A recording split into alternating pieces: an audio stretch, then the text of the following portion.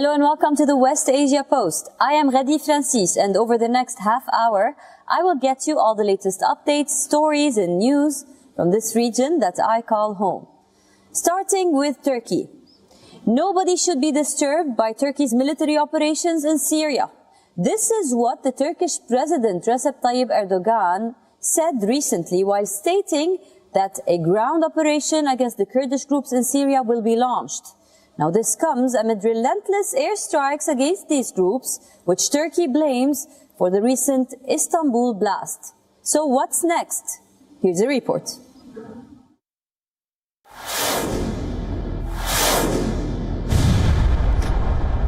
Turkey is determined to secure its borders and protect its citizens and will do whatever it takes.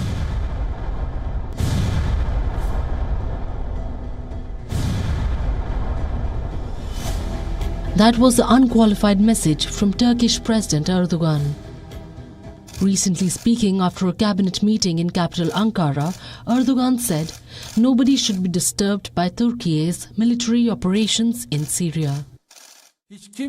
Nobody should be disturbed by Turkey's military operations aimed at expanding its circle of security and peace, because in the history of this country there is no colonization, no brutality, no selfishness, and there is no cruelty.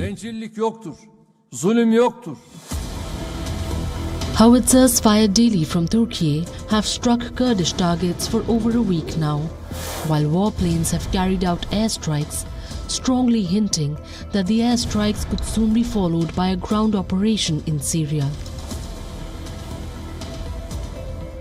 Erdogan reiterated Turkey's determination to form a 30-kilometer-long security corridor along the southern border with Syria. Turkish officials say the army would need only a few days to be ready for a ground incursion into northern Syria. Our determination to protect our borders with a 30-kilometer security strip is getting stronger with every incident we experience. The escalation along the border comes after a deadly bomb attack in Istanbul 2 weeks ago, which Ankara blamed on the Kurdish YPG militia. The YPG has denied involvement in the bombing and has responded at times to the cross-border attacks with mortar shelling.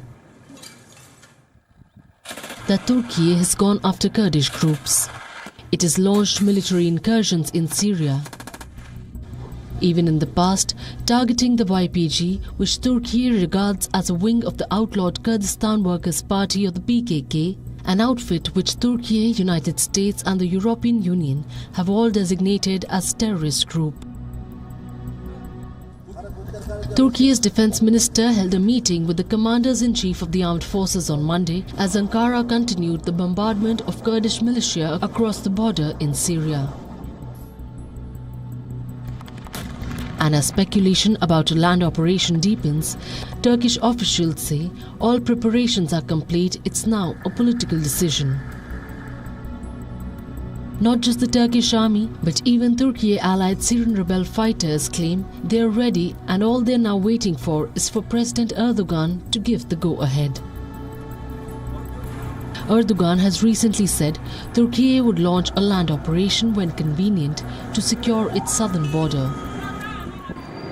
Back in May this year, Erdogan had announced that Turkey would soon launch a military operation against the YPG in Syria. But such an operation did not materialize at that time. But according to many, the operation may now be inevitable.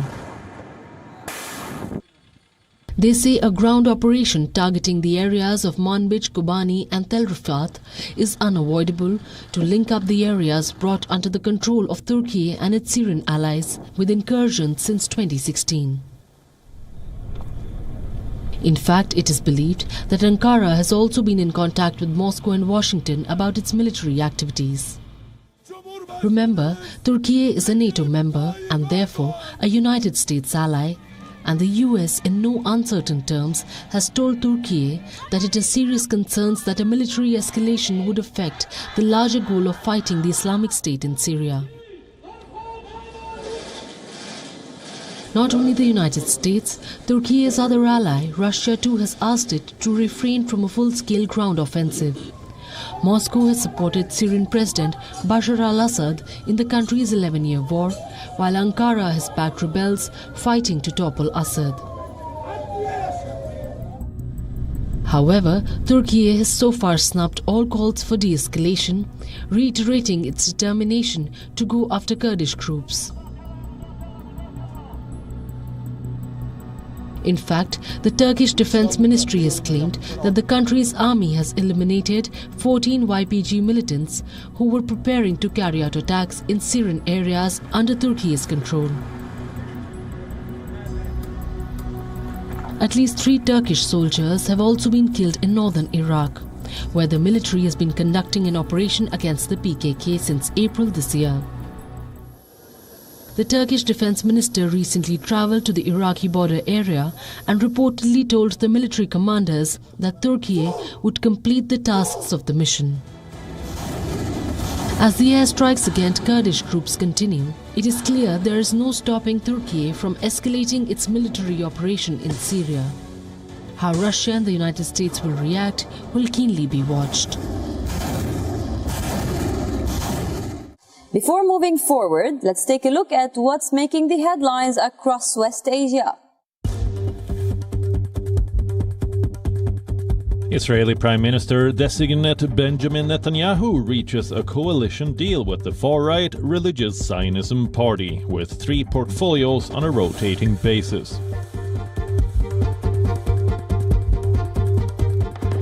Fresh fighting between Israeli defense forces and Palestinians in northern West Bank city of Jenin. Multiple Palestinian casualties feared, according to Israeli media, quoting Palestinian sources.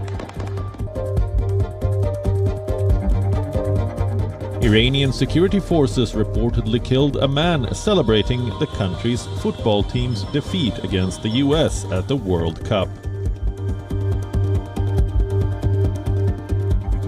French woman Stephanie Frappart scripts history, becomes the first female referee to officiate a men's FIFA World Cup game. The unprecedented protests in Iran show no signs of abating. This comes amid brutal crackdown from the Iranian forces. Now, for the first time, there is an admission from the Iranian state that over 300 people were killed in the protests, which began over 2 months ago. Let's take a closer look.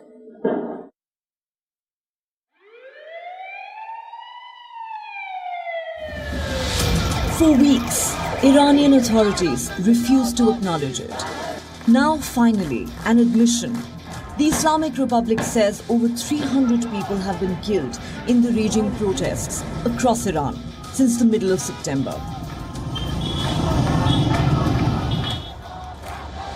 The protests, not seen in Iran since the fall of the Shah in 1979, were triggered by the death of 22-year-old Kurdish Iranian woman Mahsa Amini in the custody of Iran's morality police. She was arrested for allegedly violating Iran's strict dress code for women. As the protests gathered steam, so did the regime's brutal crackdown against what it labels as riots instigated by foreign enemies. The death toll includes protesters as well as dozens of police personnel and Iranian Revolutionary Guard Corps or IRGC militia who have been killed in violent clashes with demonstrators. According to the Oslo-based non-government group Iran Human Rights, at least 400 people have been killed in the suppression of protests in Iran. The human rights activists' news agency pegs that figure above 450, adding that over 18,000 protesters have been arrested. It's a story being watched closely by the world. What made global headlines this week was the arrest of the niece of Iran's supreme leader Ayatollah Ali Khamenei. Farideh Murad Khani, an engineer whose late father was a prominent opposition figure married to Khamenei's sister, is a well-known rights activist. In a video posted on the social media, one that quickly went viral, Murad Khani called on foreign governments to cut off all ties with Tehran over its violent crackdown on the popular unrest. She described the regime as a murderous and child-killing regime that only cared about holding on to power through the use of force. Farideh Muradkhani is not the only high-profile Iranian national to have been arrested in recent weeks for either participating in or supporting the protests. The long list includes activist and blogger Hussein Ronagi, who was arrested and subsequently released on bail to undergo medical treatment amid growing concerns over his health after he went on a hunger strike last month. Dissident rapper Tomaj Salehi has been charged with corruption on earth and could face the death penalty. The 31-year-old has also been accused of spreading propaganda, cooperating with a hostile government, and incitement to violence. Salehi was arrested last month after he posted videos of himself protesting. He also released clips of raps in support of the unrest. Salehi had stated that Iranians were living somewhere horrific and dealing with a mafia that is ready to kill the entire nation in order to keep its power, money and weapons. In a chilling move, Iran's judiciary has announced that 6 unnamed people arrested in connection with the protests have been sentenced to death after being convicted of enmity against God or corruption on earth. At least 15 others have been charged with capital offences. These include the Kurdish rapper Saman Yassin, popular actress Hengame Ghaziani, reformist and former parliamentarian Parvaneh Salashori. Former international footballer Voria Ghaffori is also on the list.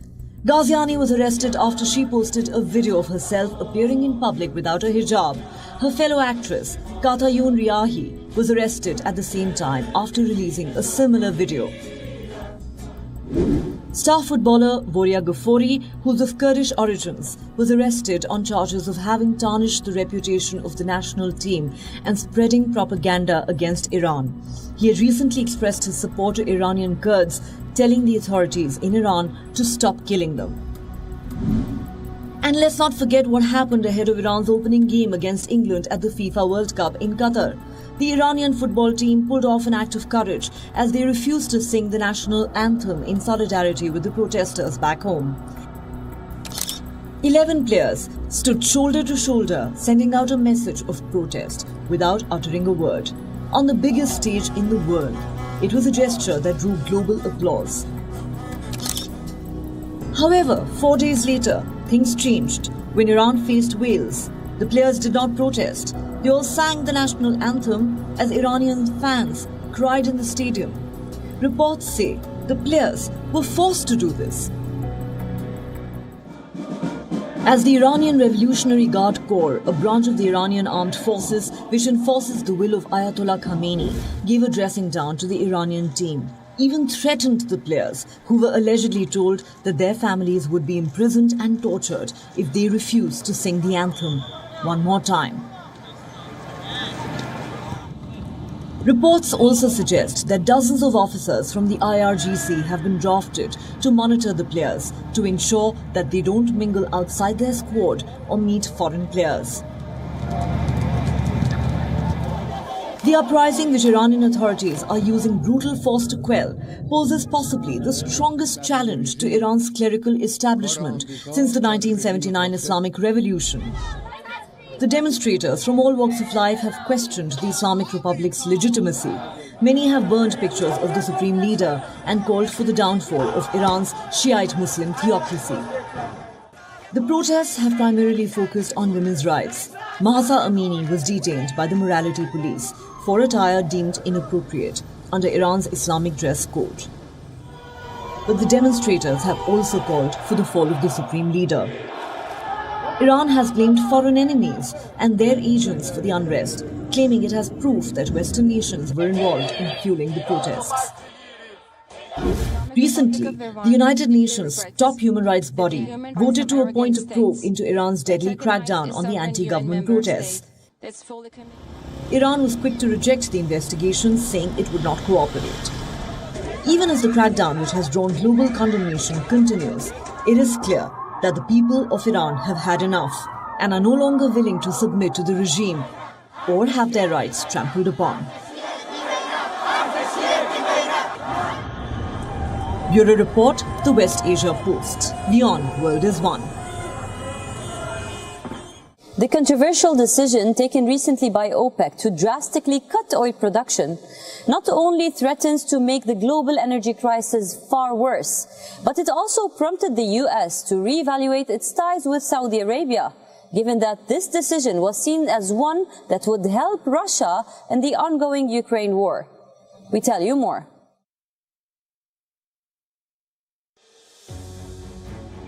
When US President Joe Biden gave Saudi Arabia's de facto ruler, Mohammed bin Salman, a fist bump in Jeddah in July this year, many criticized Biden.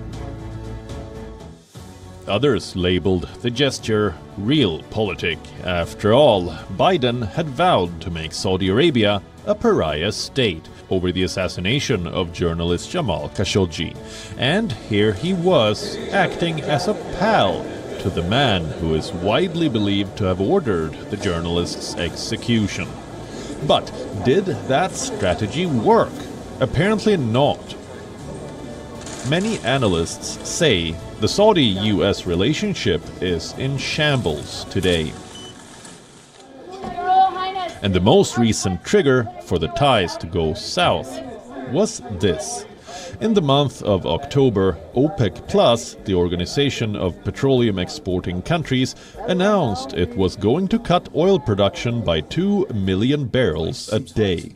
A highly controversial decision. David, you could... Taken in the face of strong protests from the West, which believes this is a design by the cartel of 23 oil producers that includes Russia to help Moscow fund its ongoing war in Ukraine. There are fears that the drastic reduction in oil production by OPEC will send energy prices soaring at a time when the world is already gripped by an enormous energy and cost of living crisis, just ahead of what threatens to be a long, harsh and dark winter. Countries, including the richest of nations in Europe, are already grappling with the worsening energy crisis, with heating in this winter emerging as a luxury that many can simply not afford. For scores of people, it's a heartbreaking choice between heating their homes to keep their families warm and putting food on the table. Furious with the decision of OPEC Plus, the United States is now in the process of re-evaluating its ties with Saudi Arabia over the kingdom's decision to support Russia by agreeing to cut oil production. A move that the White House says will help Moscow's war effort against Ukraine. Making the Biden administration's stance clear, U.S. Secretary of State Antony Blinken recently said, and I quote, "We have not been shy about making clear the extent to which we viewed that as a wrong decision. A re-evaluation of the U.S.-Saudi relationship would be done in a very deliberate fashion, a consultation with members of the Congress." Countering the U.S. argument, Saudi officials claim OPEC Plus makes its decisions based on an economic analysis of the oil market and not political considerations, adding that the decision was not influenced by Russia. Remember, the United States and its allies have imposed sweeping economic sanctions on Russia since it began its invasion of Ukraine. In February this year, however, Russia has profited immensely from its oil exports, earning substantial revenues on the back of skyrocketing global oil prices.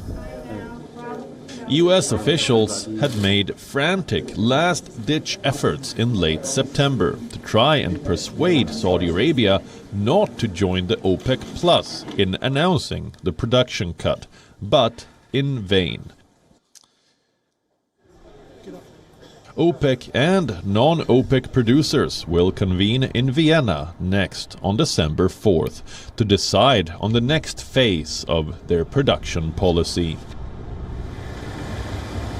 The oil cartel's actions may tip the global economy over the edge. According to the International Energy Agency, the IEA has slashed its forecast for world oil demand growth in 2023 by more than 20%.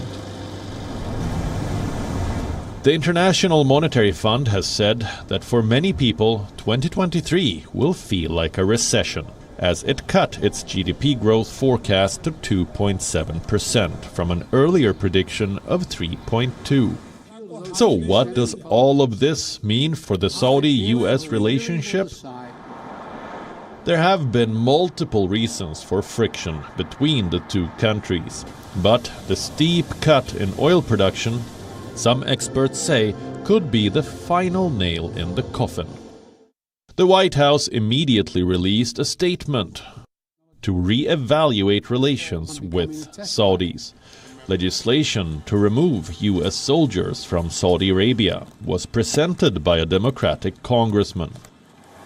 The chairman of the Senate Foreign Relations Committee said the U.S. must immediately freeze all aspects of cooperation with Saudi Arabia. These statements are the clearest indication yet that the U.S.-Saudi Arabia relationship is on a downward spiral. Washington is furious, and political retaliation against Riyadh is very much on the table. Withdrawal of American troops from Saudi military bases could be catastrophic for Riyadh's regional security. It now remains to be seen how the US and Saudi Arabia deal with the multiple challenges that are currently threatening the bilateral relationship.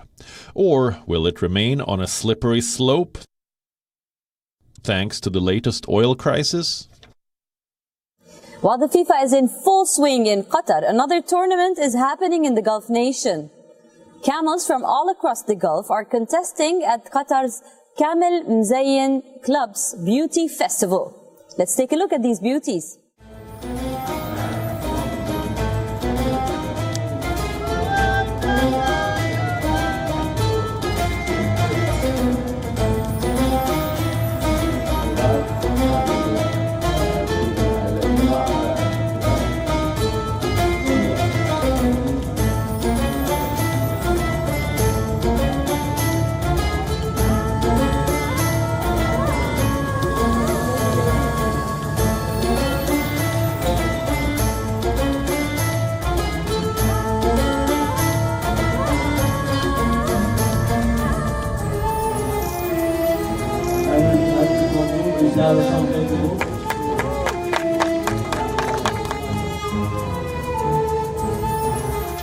That's all we have for you on this episode of the West Asia Post. I will see you next week with a brand new lineup, bringing you more stories from the world's most volatile region. Until then, stay safe.